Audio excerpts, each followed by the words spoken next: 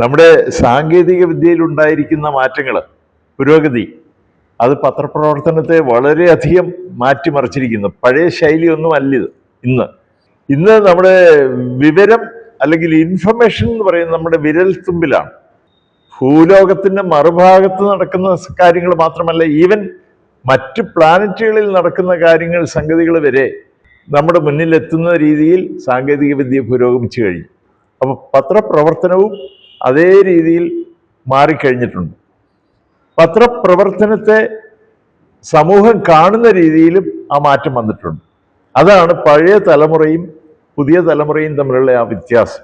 നമ്മൾ പണ്ട് പത്രപ്രവർത്തകൻ വാർത്ത എഴുതുന്നതിനൊരു ഫോമാറ്റ് ഉണ്ടായിരുന്നു. അതൊരു ഇൻട്രോ, ഒരു ബോഡി, ഒരു എൻഡ്, ആ രീതിയിലാണ് അന്ന് വാർത്ത എഴുതിയിരുന്നത്. പക്ഷെ ഇപ്പോൾ അതൊക്കെ മാറിക്കഴിഞ്ഞു. ഇന്ന് നമ്മൾ വാർത്തകളിൽ മാത്രം ഒതുങ്ങി നിൽക്കുന്നില്ല.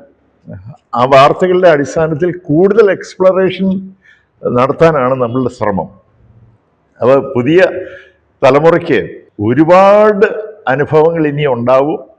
അത് പഴയ പത്രപ്രവർത്തകർക്കുണ്ടായ അനുഭവങ്ങളെക്കാൾ വളരെ വിപുലമായിരിക്കുമെന്നാണ് ഞാൻ പ്രതീക്ഷിക്കുന്നത്. AI വരവോടുകൂടി പഴയ രീതികളൊക്കെ മാറി. പക്ഷേ അത് ആത്യന്തികമായി നമ്മുടെ ഉള്ളിലുള്ള മനുഷ്യത്വത്തെ ഇല്ലാതാക്കിയാൽ, നമ്മുടെ വികാരങ്ങളില്ലാത്ത വെറും വസ്തുതകളുടെ അടിസ്ഥാനത്തിൽ അനാലിസിസ് നടത്തുന്ന ഒരു യന്ത്രമായി മനുഷ്യൻ മാറിക്കഴിഞ്ഞാൽ അത് തീർച്ചയായും അപകടകരമായിരിക്കും. നമ്മൾ അങ്ങനെ മാറാതിരിക്കട്ടെ എന്ന് നമുക്ക് പ്രാർത്ഥിക്കാം.